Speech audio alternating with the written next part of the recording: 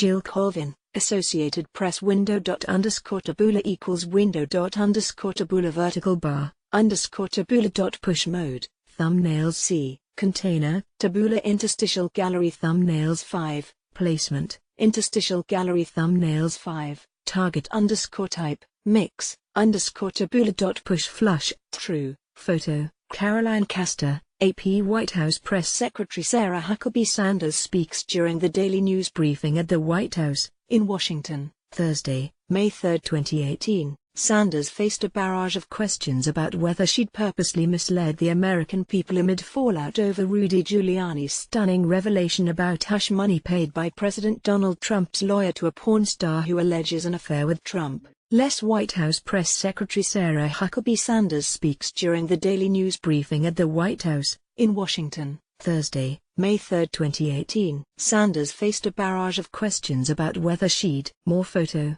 Caroline Castor, AP White House Press Secretary Sarah Huckabee Sanders talks to reporters outside the White House, Thursday, May 3, 2018. In Washington, White House Press Secretary Sarah Huckabee Sanders talks to reporters outside the White House, Thursday, May 3, 2018. In Washington, photo, Evan Vucci, AP White House Press Secretary Sarah Huckabee Sanders talks to reporters outside the White House, Thursday, May 3, 2018. In Washington, White House Press Secretary Sarah Huckabee Sanders talks to reporters outside the White House, Thursday, May 3, 2018. In Washington, photo, Evan Vucci, AP White House Press Secretary Sarah Huckabee Sanders points to reporters to take questions during the daily news briefing at the White House, in Washington, Thursday, May 3, 2018. White House Press Secretary Sarah Huckabee Sanders points to reporters to take questions during the daily news briefing at the White House, in Washington, Thursday, May 3, 2018. Photo,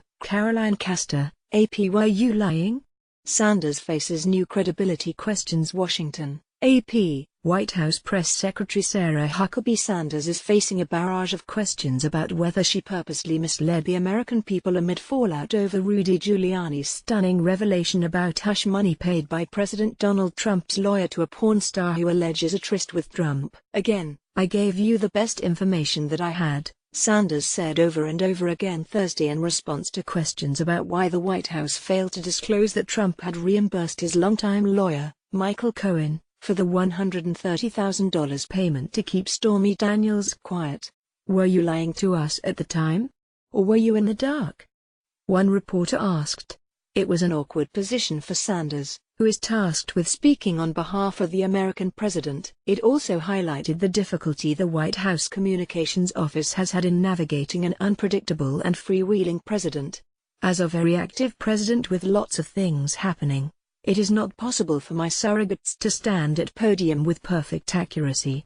Trump tweeted last year. Sanders on Thursday had to acknowledge that Giuliani hadn't given her a heads up that he would reveal that Trump had reimbursed Cohen. She said she didn't know about the reimbursement at all until Giuliani's interview Wednesday night. I'm not part of the legal team and wouldn't be part of those discussions, she said when asked whether she'd been caught off guard. It was an omission by design. They were caught off guard.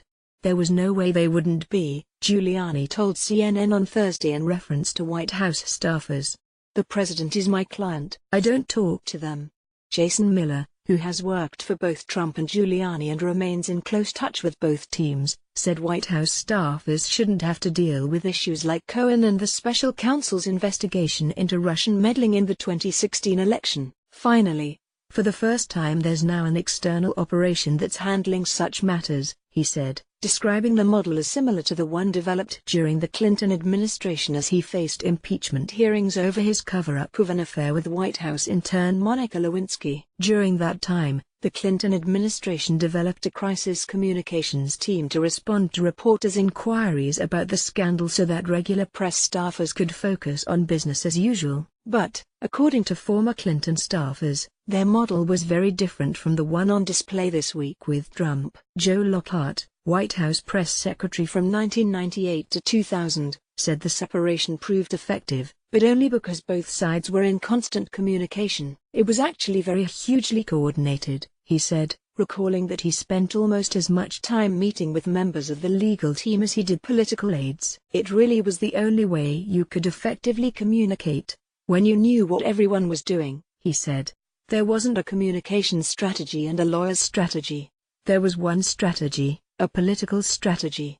Michael McCurry, who was press secretary from 1994 to 1998, said that while there were significant disagreements between lawyers and communication and political staffers who came to the table with different priorities and concerns, the group was committed to working as a team.